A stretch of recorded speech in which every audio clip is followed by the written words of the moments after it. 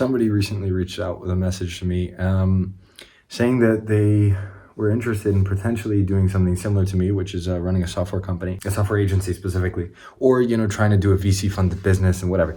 And then they said, oh, I've been programming since 14 or whatever, which is similar to me. And now I have this job and I'm thinking of doing my own thing, and can we talk? And yeah, sure. Like I try and reply to as many people as I can. I'm more than happy to take out my time for people. The next questions were, how many clients at a time do you have, and do you outsource your work? I think those questions are a little bit silly, and the reason is, like, if you have the opportunity to connect with somebody who is doing something that you would potentially like to do, or who you're curious about something, I think you should really consider the questions that you want to ask them. Like, I think those kinds of questions are what I would call intellectual masturbation. Like, they add no value to you. It is really, like, you can think through those questions by yourself. If you ask, okay, how many clients does a software agency have? Well, guess what? It depends on the size of your agency, right? You could have 2 at a time. You could have 4. You could have 50. You could have 100. Right? Like, how many clients does McKinsey have at a time? How many clients does, Joe Schmo, the mom and pop shop next door, how many clients do they have at a time? Like, it completely varies. And so that question is irrelevant. It is, it will not help you in making a decision whether to follow this path or the other. I told the guy, oh, I made this entire video. You can search it up on my YouTube channel. I filmed it July 15th, which was about what kind of businesses you can start as a software developer, and whether you want to do SaaS, VC funded stuff, or agencies. And I think, that was a pretty, like, that was my view on the question, essentially. And I think that is a useful question to ask if you had, is the risk worth it when you take on VC money? Something like that. Okay, maybe you can ask for my opinion, sure. But the questions about, like, how big or my business is or whatever, like, it's not fundamentally useful. It's an exercise of, like, intellectual masturbation, and you can make yourself Excel rich by thinking, oh, well, if I have 3 clients and on average they pay me $5,000, so I'll have $15,000 a month, and in a month it's just, like, all that planning is useless. What is useful is to sit down and actually do the work and just get on with it. And I think that is something that, if you have the opportunity to ask somebody a question, make that question useful, make it specific. And actually look at, like, what is the real information that is stopping me? And guess what? You know what? If I'm completely honest, most of the time you don't need to ask any more questions. You don't need another course. You don't need another thing. I would say it's useful sometimes to have somebody to bounce ideas with, but it is not needed. It is useful to have somebody if you can get somebody to ask questions to, like, bounce ideas from, that is useful, in my opinion. A course or something like that, which gives you more information, I think most of the time is not useful. If you've been watching and learning about business for a while, you probably have the basic ideas to get started. And if somebody asks you, hey, what should I do to start a business, and you have a strong answer that you're confident in, that's probably the answer you should use for yourself.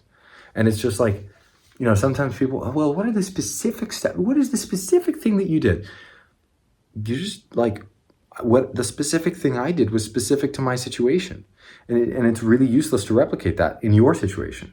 You just, you replicate wherever you are. Maybe for you that's starting on Fiverr. Maybe for you that's starting on Upwork. Maybe that's going to more events. Maybe that's whatever it is. I think some questions can be really, really useful if you have the opportunity to ask somebody. But it's like, if you gave me the ability to ask Elon Musk a question right now, that question would probably not be very useful unless I can give him extensive context on my business.